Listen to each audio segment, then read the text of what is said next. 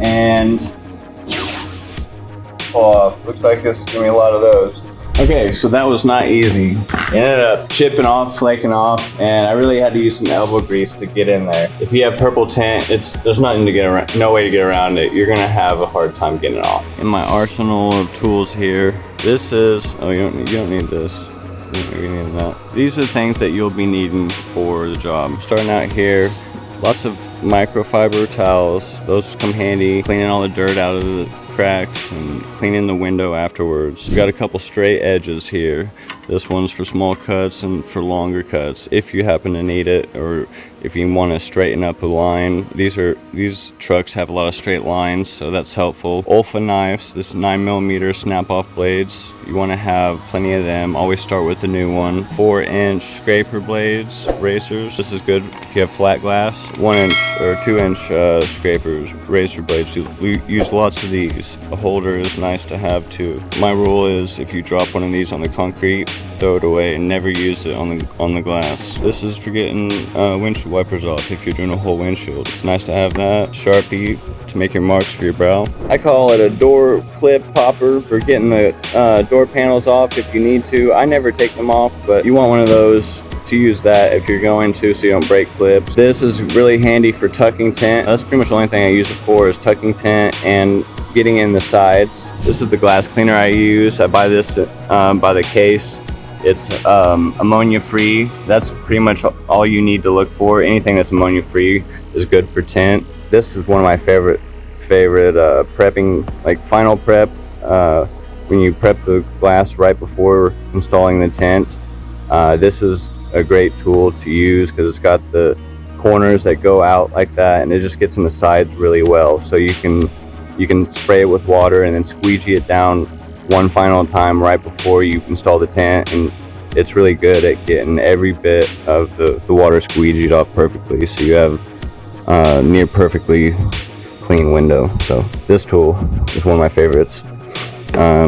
Also side swiper, if you have to get into like doing a full windshield or a back glass on a car, I'll use this to get in the very bottom, or sometimes it works in other applications on different vehicles. But let's see, this little goes with the scraper if you need to reach somewhere.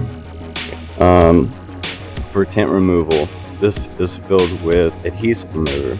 You want to have this whenever you're doing a tint removal. This just melts the adhesive right away, and you scrape it off with your razor blade, and it really just saves you a lot of time and effort. It makes it a lot easier. Here we have our solution.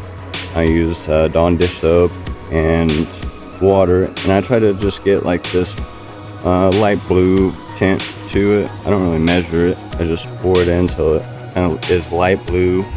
I'll spray a little on my fingers and feel, and just make sure it's got enough in it to, you glide your fingers across, it's real slick, you know.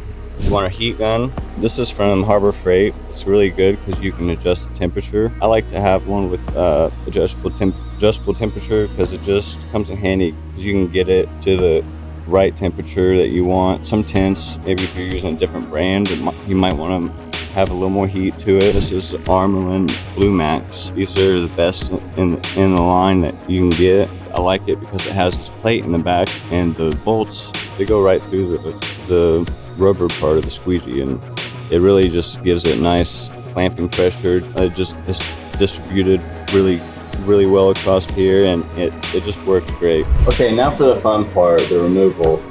This window is mostly flat, so I can use a 4-inch blade on it. Once the tint turns purple like this, it's usually there's nothing that you can really do to make it easier. You have to scrape it off. It's going to chip and flake off in a million pieces. I think that's what we're going to have here, but let's see what happens. So start at the top corner. What I usually go to, get your little piece pulled up and pull off. Looks like this is going to be a lot of those.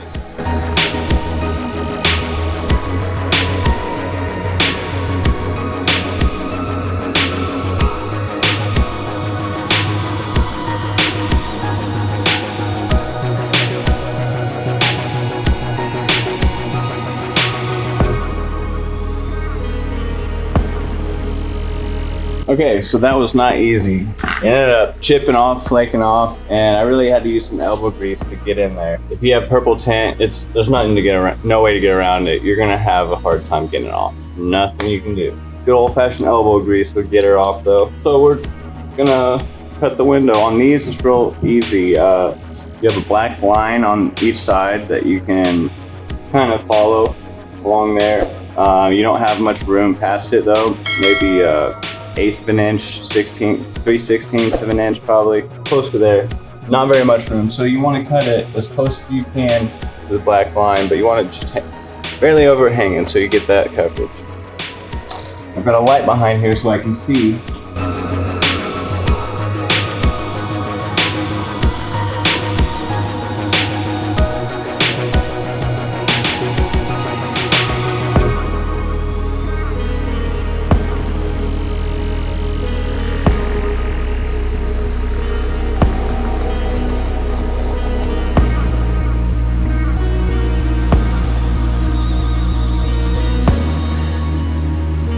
Okay, I've just sprayed it with this adhesive remover. You want to wait about 30 seconds to a minute, let it set and soak in, or a little bit longer. Just let it set and do its thing. Oh, look how easy that is. Look how easy that is. So easy. I used the one I cut as a template and made 2 pieces by flipping the second one opposite direction. So mirrored it.